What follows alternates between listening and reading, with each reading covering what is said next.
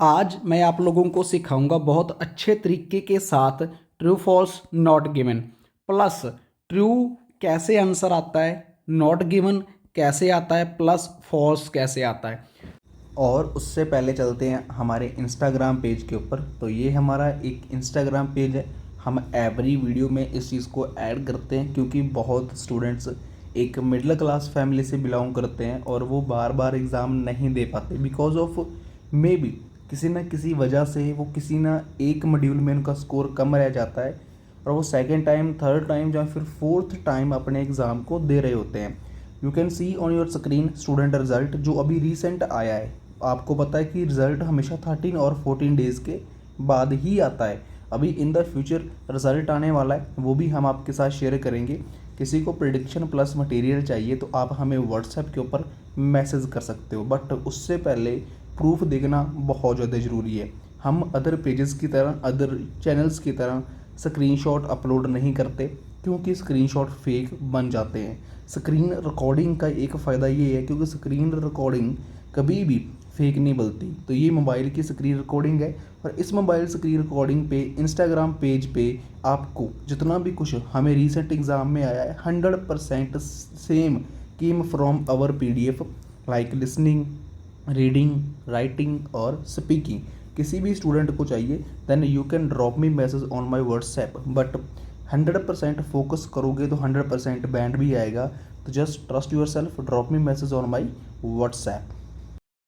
बहुत सारे स्टूडेंट्स को क्या होता है कि बहुत सारे स्टूडेंट्स को लोकेशन मिल जाती है। लोकेशन मिलने के बाद हमारा माइंड क्या हो जाता है, वो हो जाता है कन्फ्यूज्ड कि अब इसका आंसर ट्रू है, इसका आंसर नॉट गिवन है या फिर इसका आंसर फॉल्स है। मैं 100% गारंटी देता हूँ अगर आपने ओनली 10 मिनट इस वीडियो को दे दिए तो 100% आपके 25 वाले एग्ज़ाम में, 2 मार्च वाले एग्ज़ाम में रीडिंग के true false not given yes no कभी भी गलत नहीं होंगे। सेम ऐसे डेली हम वीडियोज़ लेकर आते हैं और टाइम वेस्ट बिल्कुल भी नहीं करता मैं। शुरू करते हैं हमारी आज की वीडियो। प्लीज़ ठहरिए, वीडियो आगे मत निकालिएगा, स्किप मत करिएगा कोई भी चीज़। All over things very important है। प्लीज़ 10 मिनट निकालिए, बात मानिए। गुरु की बात हर शिष्य मान लेता है कामयाब होने के लिए। तो मैं गुरु तो नहीं हूँ बट आपका मुझे भाई मान लो, अपना ब्रदर मान लो, टीचर मान लो, कुछ मान लो, बट सीख लो यार। पैसा वेस्ट मत करो। 15,500 फिल करना बहुत बड़ी चीज़ है और आगे वाले एग्ज़ाम तो बहुत टफ आने वाले हैं क्योंकि उसकी वजह भी बता देता हूँ। उसकी वजह कॉलेज खाली हो जाएंगे। 12th करने के बाद सभी के सभी IELTS ही करेंगे, IELTS के पीछे ही पढ़ेंगे भाई। सो प्लीज़ समझ लो, आपके पास कुछ टाइम है तो सीख लो। आपके लिए वीडियो लेकर आया हूँ। तो ये है हमारा पैराग्राफ, ये हमारा पैराग्राफ है और यहाँ पर कुछ क्वेश्चन दिए गए हैं। मैं आपको क्वेश्चन के आंसर हाइड कर देता हूँ, सॉरी। पहले का आंसर तो चलो आपने देख ही लिया है। चलो हमारा पहला क्वेश्चन क्या है। द साइंटिस्ट, जो हमारे साइंटिस्ट हैं, the scientist are using the तकनीक, जो साइंटिस्ट हैं ये यूजिंग करते हैं किसको, तकनीक from the electronics to control specific plant. जो साइंटिस्ट है ये तकनीक का यूज़ करते हैं। वो तकनीक कहाँ से आती है, इलेक्ट्रॉनिक, जो हमारे प्रोजेक्ट होते हैं, गैजेट्स होते हैं इलेक्ट्रॉनिक्स, उनसे आती है। तो कंट्रोल किसको कंट्रोल करने के लिए, स्पेसिफिक प्लांट प्रोप्राइटर्स, जो हमारे प्लांट्स के प्रोप्राइटर्स होते हैं उनको कंट्रोल करने के लिए इलेक्ट्रिसिटी तकनीक है वो काम करते हैं। कौन करते हैं, साइंटिस्ट। अब इसका आंसर फाइंड करते हैं हम पहले पैराग्राफ में। Electronics even the most advanced computer is just a complex argument of the simple, कि जो इलेक्ट्रॉनिक्स हैं कि ये काफ़ी एडवांस कंप्यूटर गैजेट है जो काफ़ी ज़्यादा हेल्पफुल है। And modular parts that control specific functions, जो ज़्यादातर मॉडुलर पार्ट के कंट्रोल्स जो फंक्शन है उनको कंट्रोल करता है। The same integrated circuit might be found in the iPhone, कि जो सेम इंटीग्रेटेड सर्किट है वो माइट भी, मतलब कि उसके ढूंढा जा चुका है, जा भी सकता है, नहीं भी, 50-50 है। फाउंड किस में फाउंड होता है वो, आईफोन में, और इनने एयरक्राफ्ट, जो जहाज़ों के एयरक्राफ्ट होते हैं साइड पे लगे होते हैं उनमें। अब साइंटिस्ट को उसने किस में चेंज कर दिया, बायोलॉजिस्टिक्स, मतलब कि साइंटिस्ट का जो सिनोनियम वर्ड है उसने किस में उठा लिया, बायोलॉजिस्ट, मतलब कि जो साइंटिस्ट है उसको सेकंड नाम इसके साथ पुकार सकते हैं।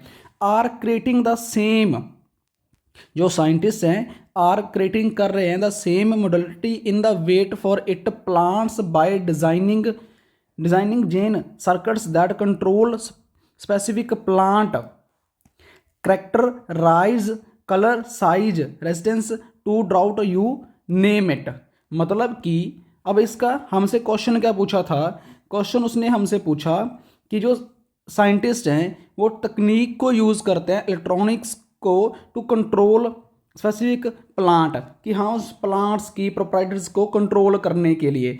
अब यहाँ पर किसकी बात कर रहा है, यहाँ पर साइंटिस्ट वो तो कहता है कि क्रिएट करते हैं ज़्यादातर, वेट फॉर इट कि इंतज़ार करो उसके लिए, प्लांट्स बाय डिज़ाइनिंग कि जो प्लांट्स हैं उनका जो डिज़ाइनिंग है, सर्किट्स है दैट कंट्रोल कि जो उनका कंट्रोल होता है वो स्पेसिफिक प्लांट करेक्टराइज, कि उनका स्पेसिफिक प्लांट है जो करेक्टराइज होता है, मतलब उनके कंट्रोल में होता है, कलर उसका साइज, मतलब कि एवरीथिंग जो उसको एक नाम दिया गया है। तो अब हमारा आंसर क्या है, अब हमारा आंसर सेम इसके साथ हमारी इंफॉर्मेशन मैच करती है। देखते हैं, साइंटिस्ट को यूजिंग तकनीक electric control specific plant, yes इसके साथ हमारी करती है। अब ये हमारा जो आंसर है ये ट्रू है, हमारा जो आंसर ट्रू है। अब आपको मैं इसकी डेफिनेशन भी दिखाता हूँ कि ट्रू क्यों है, आप देख लो, पहले ही देखो हमारा आंसर ट्रू है। अब और अच्छे से आपको समझ आएगा, मैं आपको दिखाता हूँ और अच्छे से कैसे आपको समझ आएगा।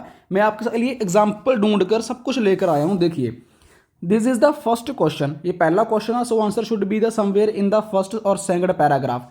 भी पहले दूसरे पैराग्राफ में इसका आंसर हो सकता है। The first instance, the first paragraph tells about the electronic and even have, कि जो पहला पैराग्राफ है वो किसके बारे में बात कर रहा है, वो इलेक्ट्रॉनिक्स के बारे में बात कर रहा है। अब देखिए यहाँ पर biologist are creating this same modularity, मतलब कि साइंटिस्ट है वो क्रिएट कर रहे हैं same modularity, wait for it plants by designing gene circuits that control specific plant characterise colour size resistance to बाउट टू व्हाटएवर जो नेम इट। तो मतलब ये, अब मुझे क्वेश्चन के सिनोनिम्स और पैराग्राफ में वोकैबुलरी बहुत ज़्यादा जरूरी है। अब यहाँ पर देखिए, सेम मेडलॉरिटी में सेम तकनीक एज इन इलेक्ट्रॉनिक्स, इसका मतलब क्या है, सेम जो मेडोरिटी का मतलब है सेम तकनीक यूज करी गई किसके अंदर, इलेक्ट्रॉनिक्स के अंदर। Second is control specific plant characterize, जो यहाँ पर बात करी गई है कंट्रोल स्पेसिफिक प्लांट कैरेक्टराइज, इसका मतलब है कंट्रोल स्पेसिफिक प्लांट प्रोप्राइटरीज, मतलब कि इसके जो वर्ड हैं वो किस में चेंज कर दिए गए हैं, सिनोनिम्स में प्लस वोकैबुलरी में। दैट्स वाई जो आंसर है वो ट्रू लगाया गया है।